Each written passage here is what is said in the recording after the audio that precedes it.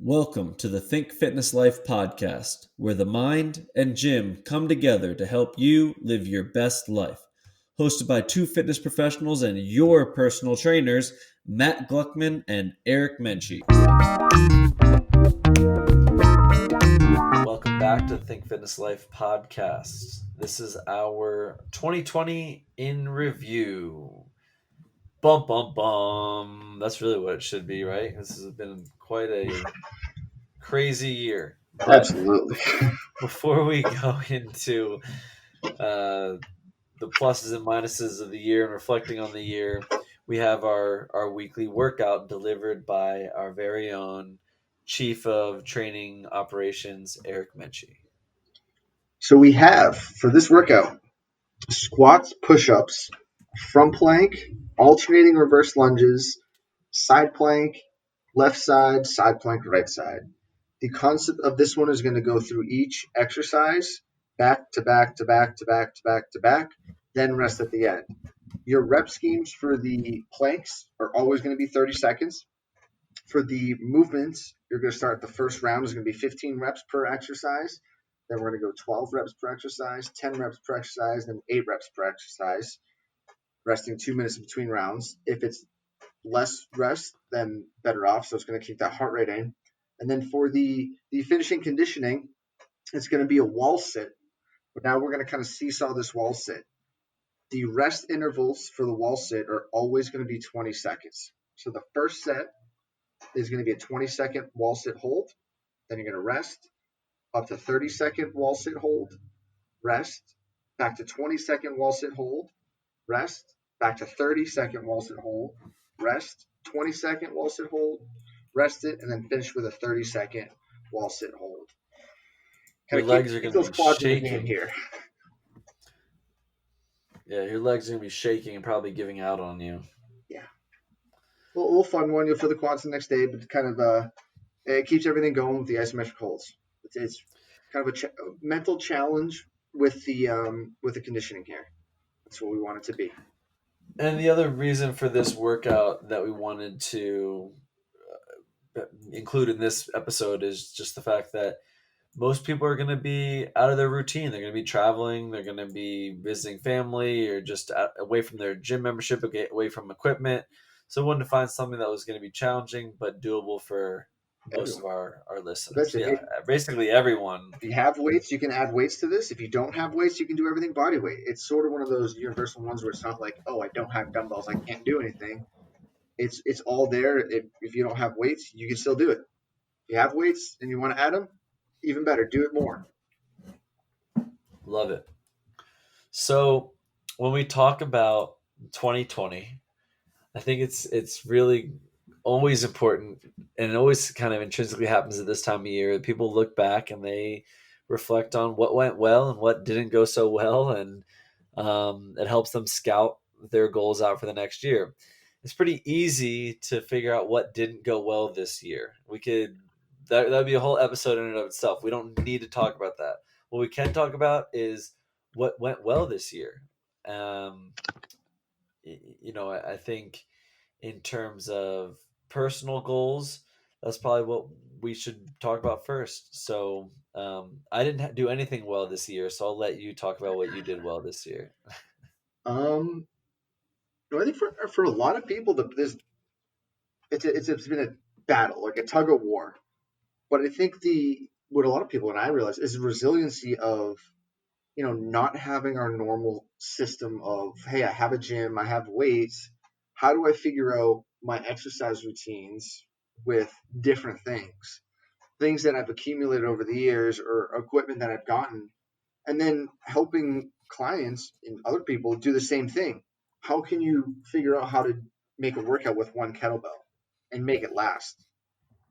And just keep coming up with this. I think it kind of challenged us to be a little bit more better with programming or more efficient. And how do we adjust and how do we still help people out? I think that was a good thing for me. I mean, my program's definitely changed. For one point, I don't think I back squatted for like 3-4 months. And I was like, damn. Yeah. Or bench pressed. So it was like ways to figure out different stimuluses and the amount of programs I sat down and wrote and kept. So it's like, okay, you go back and look. This was March. This is April. Man, look what I had. Look what I was doing. It's completely different than anything I was if I was in a gym. Yeah, I would say that, like you said, like being able to adjust was definitely the biggest positive of this year, right? And you can probably say that for a lot of people. I think a quote applies of this year, is when the going gets tough, the tough get going. And I'm not gonna bash anyone who um, stayed indoors and was just really cautious, because that's what was their best solution for what was in front of them. But there was a lot of growth personally in having to do some self reflecting, understanding what exactly I wanted out of my workouts, get a little bit further into my why, and in that process, get more of an insight into a client's journey and understand even further and getting more examples of how your your goals and your why grow together, and they unravel like layers of an onion. And for me, I I think I realized I was a little bit more fucked up than I'd cared to admit. And I was like a functioning alcoholic, so to speak, with my routine. But not being able to rely on a gym equipment, not being able to rely on my normal routine of workouts and yoga classes and meditating and running and this and that, my soccer, and because all these things getting shut down, it kind of made me strip away what it is that I'm looking for. And I am looking for performance, and I am looking for health and longevity and clarity. So it it was a great learning experience for me to understand where I had been going wrong in my own personal training, where I had been maybe relying and chasing a feeling in maybe like my back, or a deadlift or a squat, versus being more methodical and systematic about things, and just organized with it. Um, it was like amongst the chaos that already was ensuing in life, I had felt organized. But then when everything hit the fan, I could see how I really wasn't that organized. So it actually forced me to become more organized, become a better programmer, become better detailed, in terms of the approach, which included more aspects of just performance and just longevity. So it was like the rug getting pulled out from underneath me that made me realize, wow, I need better balance. I need better strength. I need to be more aware of this. I need to be more aware of that. And people talk a lot about, in like AA, for example, people haven't hit rock bottom in order to improve. And this year was definitely a fast track to rock bottom for me personally with my goals, that then led me to build a more well-rounded routine, a more sustainable routine, and get better insight into my personal goals and my why behind my goals, and what had been keeping me from reaching those goals previously. I think that this year did a lot of that for people. Whether it was fitness, health, I mean, yeah, but like other things in life, that very much like made people realize, okay, man, I don't know if we can really take life for granted. And like, it's not just going to be what we think it is every day, but we've gotten so accustomed to it because it's just like what it's been. So just giving a different perspective of like, okay, well, all right, let's step back and kind of see like, yeah, everything was good, but it's just like so programmed out. And then it's just okay, well, how do I keep going without Yeah. my normal programming? And I think that was the fun part for me, at least. It was like, okay, if I still have goals, I basically said, hey, my strength goals, they have to go out the window right now. There's no way. I don't have the equipment. I don't have enough weight. So what do I work on? Do I find other goals? Conditioning, more outdoor like sports conditioning stuff. came into effect, and I was doing more of that stuff. So I kind of really saw my routines maybe through like April through May really take a different approach of to what they're used to. And I think it's great because now coming towards the end of the year, I'm like, oh, perfect. I have weights. I have a gym. I can go back into a really strength phase and not really have to Yeah. worry about where I'm going or if I'm doing too much of this. And now it's like I have the ability to look at next year and say, hey, what do I want to do? Do I want to take a month maybe in the spring or summer and be like, hey, I'm going to really do more dynamic strength, but like hit the field, hit conditioning, Mm. hit agility, hit more of that stuff. And I think the body needs it, and it's great to do. You can't just keep Yeah. grinding with a barbell every single day. Yeah. Yeah. I definitely stripped away a lot of stuff that I was doing routinely. Just kind of get caught up in the momentum of doing something if and wanting to add it to the routine, and you're like slowly building this great routine until it just kind of gets bloated. And I think that's the beauty of periodizing things and switching things up, and not working out, not switching things up in terms of like workout of the day, but switching things up in terms of like spend a month focusing on this, or spend 2 or 3 months focusing on just this, but after that adjust and figure out what your next focus is. Yeah. And it was like, it really did, kind of back to what you had said, it made me think of it as how you kind of taken aback and you start to really prioritize what's most important. And it is like you take this step back and you're like, whoa, okay, what do I need to do to make sure I'm my best self? And it was very simple. I mean, it's all the stuff that we already have. And it was like really, like you were saying, perspective changing. It was perspective changing when I realized I don't need to lift every day to feel good about myself. I don't need to um, whatever it may be. You don't need to make these arbitrary guidelines around yourself, but you need to understand the the pluses and minuses of doing something. So the plus side to weight training is a host of benefits from your skeletal muscle system, your metabolic system, your hormones functioning, bone density, autophagy, all this stuff, right? We know so many benefits of weightlifting, but there were some downsides. The downsides was I was overloading my central nervous system and I wasn't really prepared going into each lift. I was neglecting some more power mobility type work.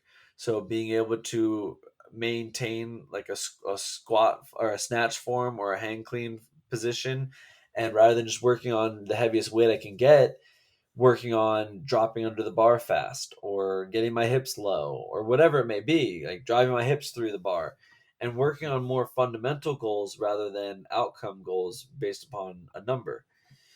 um, Always a give and so take. yeah, That's the best thing. With like certain things, like you pull your organism is pulled wherever you want to train. There's give and take. If you want to do a lot of that, you're going to sacrifice a lot of the other stuff. yeah, And I think it's and like, I think that was like the learning lesson. That was the learning experience of 2020. yeah, And it goes hand in hand with our theme today, because it's the holidays. Thanksgiving and Christmas are within 4 weeks of each other, right? And it is about, it's like a smaller microcosm of what 2020 was. It right, was this whole uh audibles being called, plans being changed, everything up in the air, and you having to kind of make sense of it all and trying right. to live through the organized chaos of it all.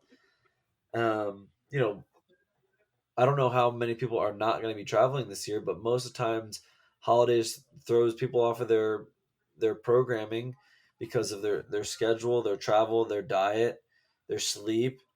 They're not working, and it is like a little bit like a weekend warrior, and they're just so excited to not be working, not be in their routine, that all the wheels fall off the wagon, and everything goes to shit. And I think it's just important to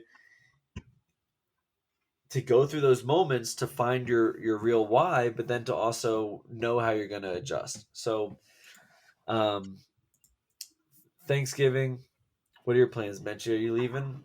Are you staying local? Staying local. No travel So here.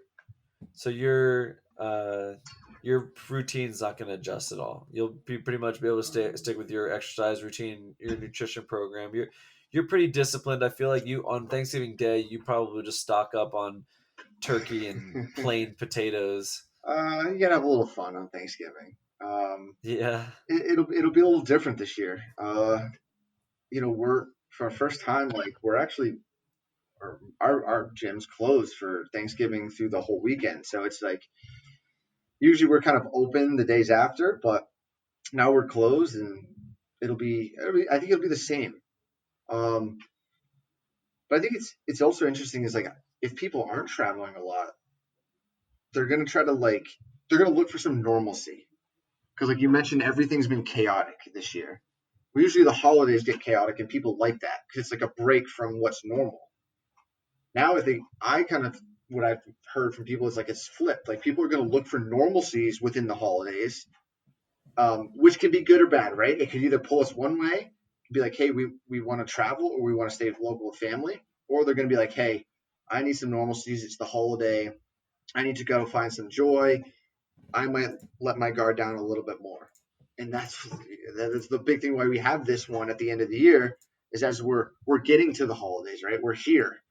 It's like people are like maybe a little bit closer to off the edge. But yeah, for me, it's going to stay pretty much the same. Um, I'm kind of big lately into this um, the Thanksgiving Day workouts, like early morning. Whether it's I don't know, they're not going to do like turkey trots this year. Whether it's runs or like a community workout or just a workout, just to kind of set your day and be like, okay, I worked out. Now I can go relax, enjoy family, fun, food. And then it kind of starts. We start with that month. With this month of like, all right, it's gonna be parties, eating, poor food choices Yeah. all around us. And I think that's really what you have to do is pencil in time for yourself. Whether that's you're going to spend time stretching, or you're going to spend time going for a run, or you're going to go for a walk with the kids or the dog, but you got to pencil it in. Just because all the stuff from your normal schedule is gone away doesn't mean that you still don't try to find time in your schedule and just make it solidified. I find that, at least with me personally, the more free time I get, the less productive I actually am. But when I say this is the hour that I'm going to focus on this and I put it on my schedule, I'm so productive in that hour rather than feeling like I'm just trying to be busy. Like, right, oh, it's 1 o'clock and, I can't rest. I can't stop working until 5 o'clock. What do I do for the next 4 hours? And then just find busy work? No, it's about being more calculated than that. So if you have a week off for Thanksgiving, let's start with that first. We'll do the Christmas later, but because most people have just a half week on Thursday, so it's a little bit easier to adjust. Or I mean, half week on that Thanksgiving week, but so it's a little easier to adjust. You're really only missing maybe one or two workouts, hopefully that week. So I love Menchie's recommendation of get a lift in that morning. Get weights on the body, get tension in, get something where you're breaking down your skeletal muscle system on that Thursday before Thanksgiving, because your body's going to be repairing with all that energy you're putting in your system. It actually has a use for it rather than feeling like you've been stagnant and complacent for so long that you're just adding more energy to the system. It's like going and putting gas in your car that sat there over the weekend. It doesn't need it. But if you just went on a trip, sure, it's got to put gas in the car, and it's going to be benefiting the car versus it just getting stored somewhere and making more clutter, so to speak. And then I love a run. I do love like a Saturday or a Sunday run just to ramp the system back up, get your sympathetic nervous system firing again, get your metabolic rate up and running again. And it'll prep you to get back into the swing of things on Monday.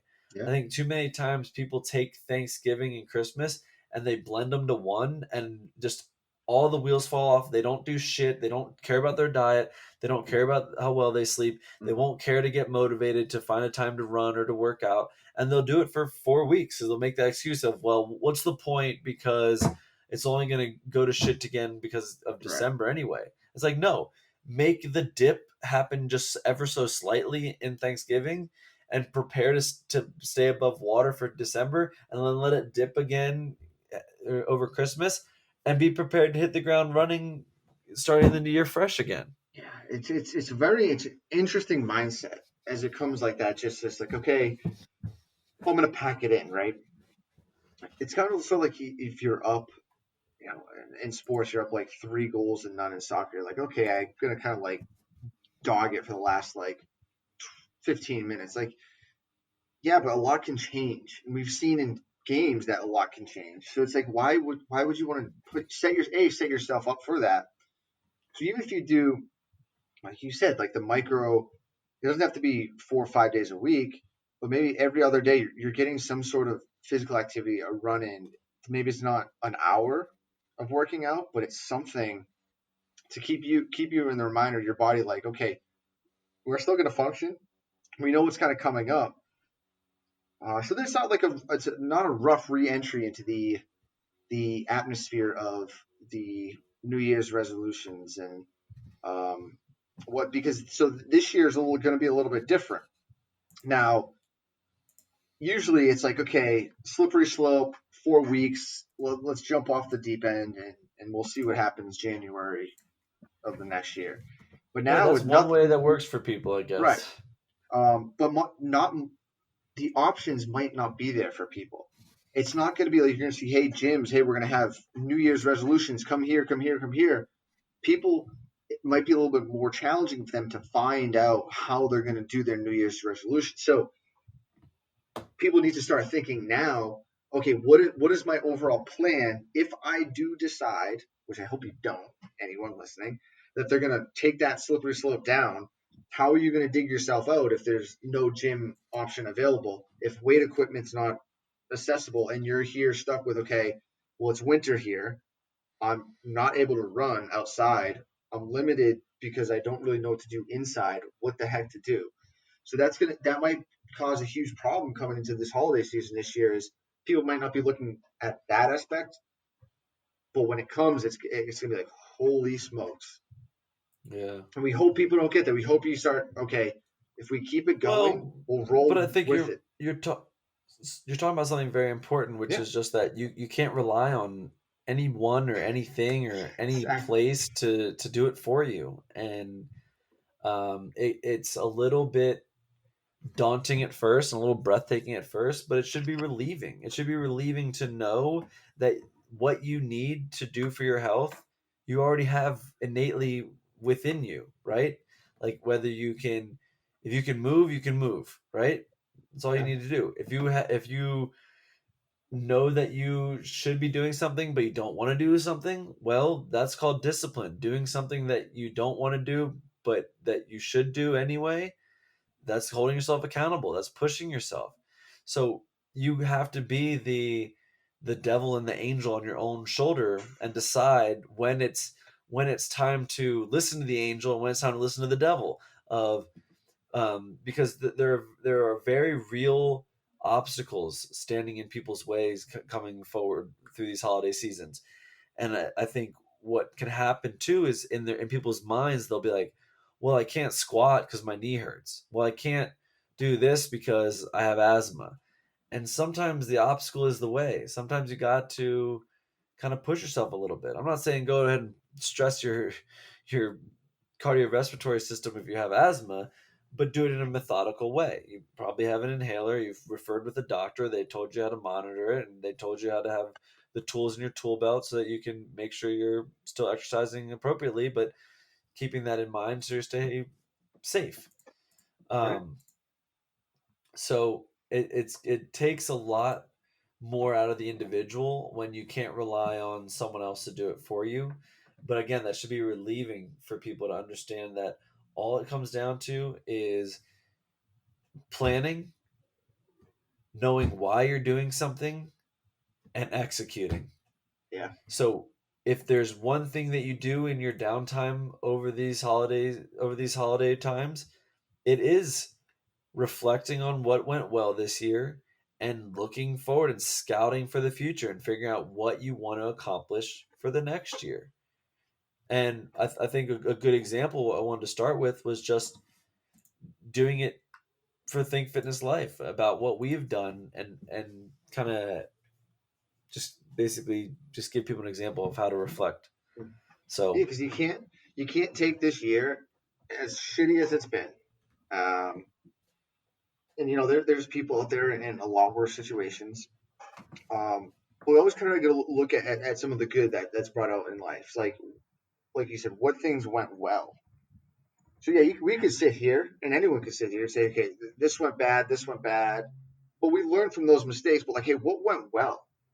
And for us, I mean, I think for a while, I mean, because of quarantine, we had more time, so we were just like over Zoom. We were doing more of this, that. We were like really able to like kind of hone in on in our like ourselves, our business together. Quarantine provided us at that time where we usually we're out training, right? And we had limited time. yeah, Like we got some yeah, more time to like really adapt as um a team, and we grew our yeah, team. yeah. And yeah, I remember in the beginning too, it kind of feeling like we had missed the boat because we wanted to get things up and running for online training, and we almost sped things up. But then we realized to just trust the process and trust what we were doing. And some of the accolades of this year that we can be proud of is we got our first client from a non-referral. Previously, all clients had been like a referral from another previous client, or like a friend of a family member or something. And we got our first online client from just a listener or someone who just wasn't referred to us, which is really cool.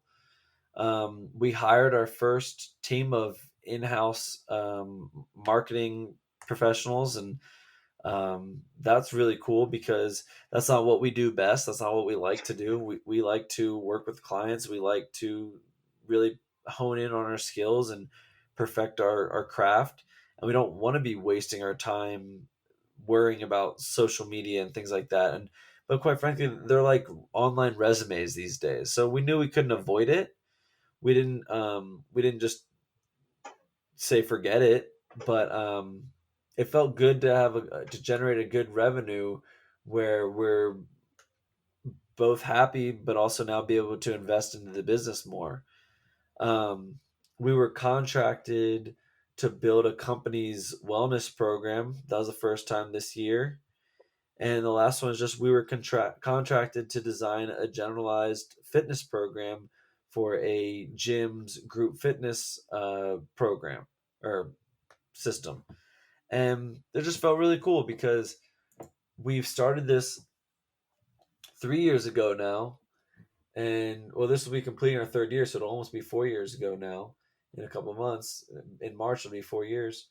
But we just started with the intention of we have good conversations. We think people need to hear this stuff. And then we said, well, let's bring more people in. Let's interview people. Let's have a wide range of topics. Let's um, do some blogs. Let's get a better website. And it just slowly expanded and compounded on itself. And it just feels really cool because we didn't just hire like a sexy model and try to go the angle of sex sells. We aren't trying to sell like cheap 30-day result programs. We are doing it a little bit harder road. We are trying to bring a level of professionalism to this field, also trying to be fun. But a big thing is also trying to empower people. And the first word of Think Fitness Life is think. We want people to think first. Think about what they're doing, why they're doing it, what they're getting after, and then think about what the best approach to do that is. Um, it's just like a full court press when you can get someone to really be mindful and present and awake and alert. They start to automatically align their actions and thoughts with their goals, and it's this beautiful harmony that kind of naturally falls into place. So that's what we wanted to be about. We wanted to try to be the lasting change in people's lives, and it just feels really cool because we are doing that. We have over about 9,500 downloads. in 3 years of just recording and posting.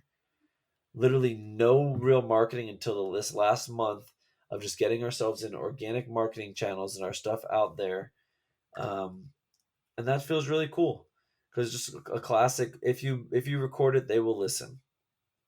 So with that being said, mention I've already talked about what we want to accomplish for next year. And it's not based off of a goal of trying to be most efficient with our time to keep doing what we're doing. No, we love what we're doing.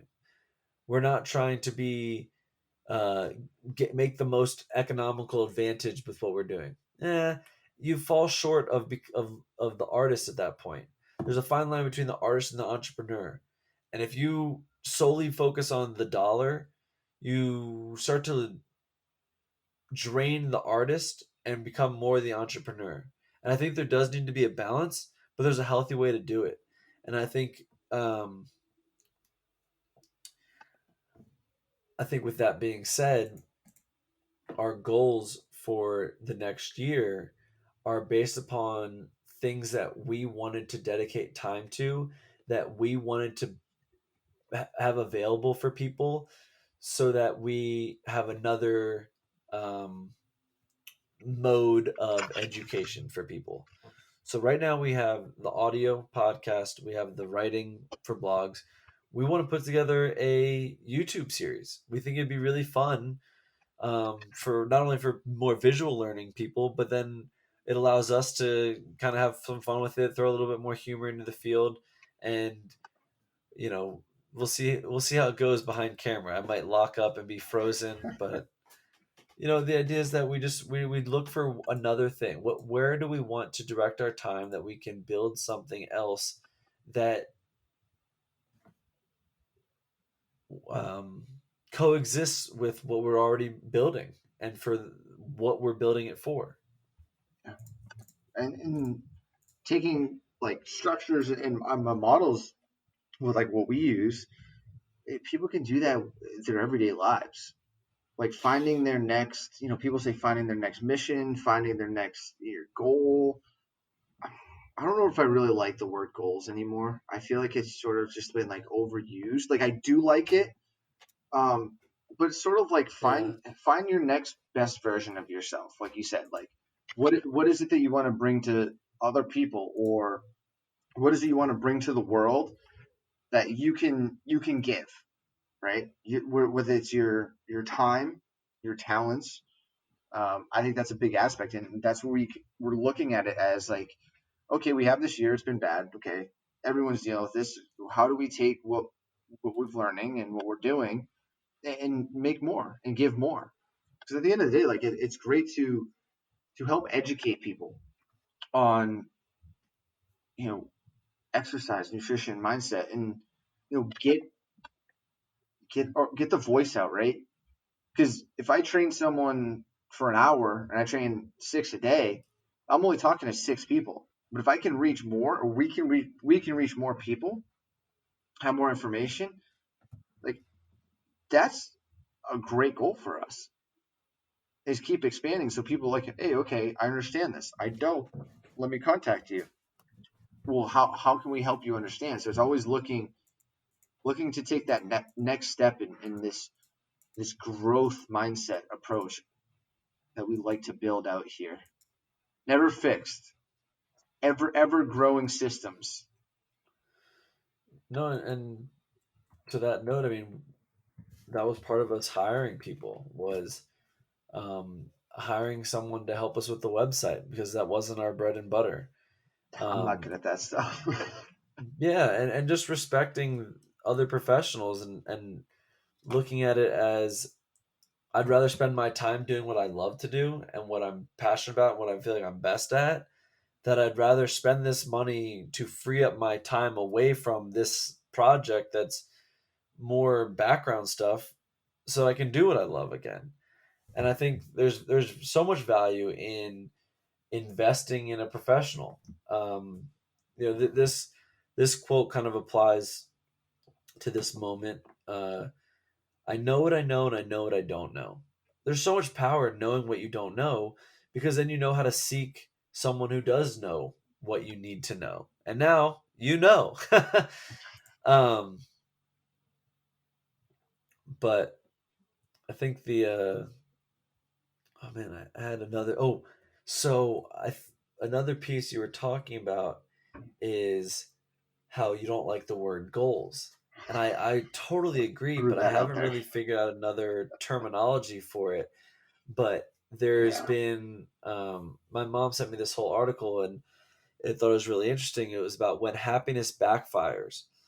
And it was just talking about the paradoxical effects of pursuing happiness and how research showed that people who pursued happiness wouldn't actually be happy. So they were they had some theories based on these findings. So researchers revealed that relentlessly pursuing happiness can actually lead to the opposite. Here are some theories on why this is happening. We set impossibly high standards for achieving happiness. We are inaccurate about what makes us happy. We feel like there is never enough time in the day. We get annoyed by constantly measuring whether we're happy or not. We don't understand the impermanent state of emotions, and we chase happiness without simultaneously pursuing meaning. And my point of this is just when you sit down and you think of a goal, you're doing too much thinking. You're thinking that you know so much about yourself that you know what's going to make you happy. Um, you know what you need to achieve, and if you and you're not going to be happy until you achieve that. And that's what I don't like about the process of goals typically. And I think it is just about doing what we're doing, reflecting on what you previously did, and scouting. You look a little bit behind and you look a little bit forward. You don't look too far behind and don't look too far forward. You're going to get yourself lost.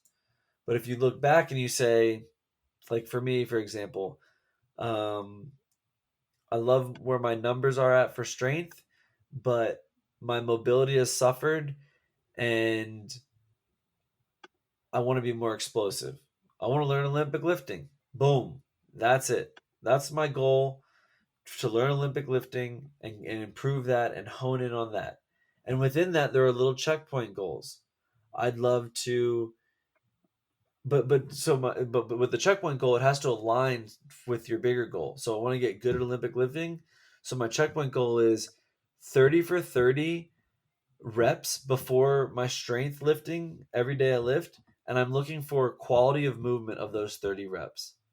So that's just a little example of how I make a little process goal contribute to my overall larger goal, and not in an overwhelmingly inaccurate way of setting too high a standard or having a poor understanding of what it is that I want that would make me happy. Love it. So that pretty much wraps up this episode. Um, we've given a couple different brainstorming solutions on how to get creative during the holidays, but the big thing is just adjust, adapt, plan ahead, and plan to have fun, plan to relax, plan some time where you do nothing. Um, Plan's a big word here. it If is. things aren't planned, that's when there's no set structures and things go awry. So even the last one, like you can over plan, but if you plan to have fun, you got to throw it in there. You gotta plan 100%. fun things in your life. That's going to give 100%. you reasons to look forward to things and your why to endure the how, right? Mm-hmm. Yeah. Yeah. And if your plans result in you not doing anything for Christmas break and not doing anything for Thanksgiving break, that's fine. But how do you make that work for you in the future? My example would be using that time to hone in on your schedule and your routine for 2021 and how you want January 2021 to go. Don't think about February, don't think about March, don't think about all the whole year. Just start with the first month, when you get back to your more consistent, familiar routine, your gym routine, your home workouts, your home equipment, your cooking, your grocery stores, plan for that. Plan to take control of that and learn from what you did of the previous year to make that planning be as smooth as it can be. And I think that wraps it up for me. I want Minchie to have a moment if he has anything else to say for the final wrap up, and then we'll end with our food for thought. Final wrap up 2020. Imagine that. We made it through this year. All good things. Learn and grow. That's kind of how the year's been for me. This sums it up. It's always going to be. It's always a process. Forward couple steps, take a back couple steps, forward back. It's a constant pull and tug of war. But if having the right mindset and, like I said, planning things and taking advantage of the mindset and recognizing your emotions, because emotions are big. They play factors. But once you kind of realize that, it's like, okay, you can kind of create whatever path you want to be on. You can create it and do it. You just have to have the discipline to continue to do it. And when it gets tough, because it will get tough, right? There's things that are going to challenge you. We want that, whether it's training, learning, reading. That's the fun stuff. So it's always learning and growing from situations or whatever else you want to do. It's how we get better at life. It's how our systems adapt, neuroplasticity, and we're living through that right now. The biggest time with this pandemic and problem that it'll go away, but there's also a lot of other stuff underlying that we still need to take care of in terms of healthy living and longevity. So this might be an eye-opening for a lot of people to kind of get on this this health, nutrition, this mindset game. Says, hey, okay, I can't let whatever the earth throws at me beat me down because I've gotten complacent or a little bit lax in my regimen or what. So us being able to teach people and help people out and guide people on the right decisions to make. That's what we're here for. That's what we're going to do. We're going to continue to do it. That's what we're always going to do. That's our passion. That's our calling. That's our will. And there's big things to come next year.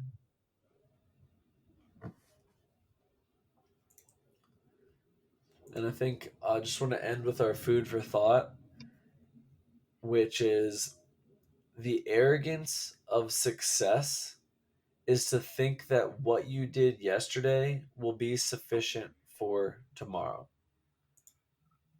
Who said that? William Pollard. It's just such a great quote. And the idea is that what leads you to success one day isn't the pinnacle that leads you to success every single day. And I think a lot of times people wrongfully chase a feeling with their workouts. I did it too. I learned a lot this year that I was doing that intrinsically. And I had a little bit of a body image disorder. But the key idea is understanding that life is about adjusting. And you're going to constantly, here and now is new.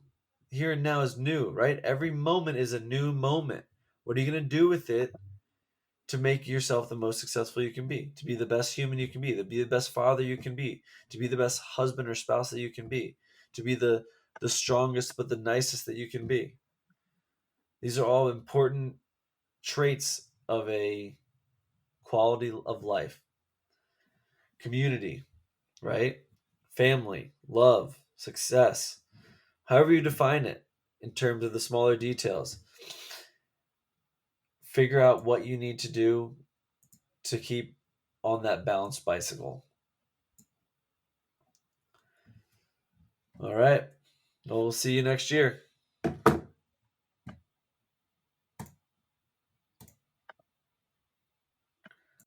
Thanks for listening. We hope you gained something from this episode. Our mission is to help people live their best life, both physically and mentally. Check out thinkfitnesslife.com for additional resources and schedule a complimentary assessment with one of us. We're always here to help.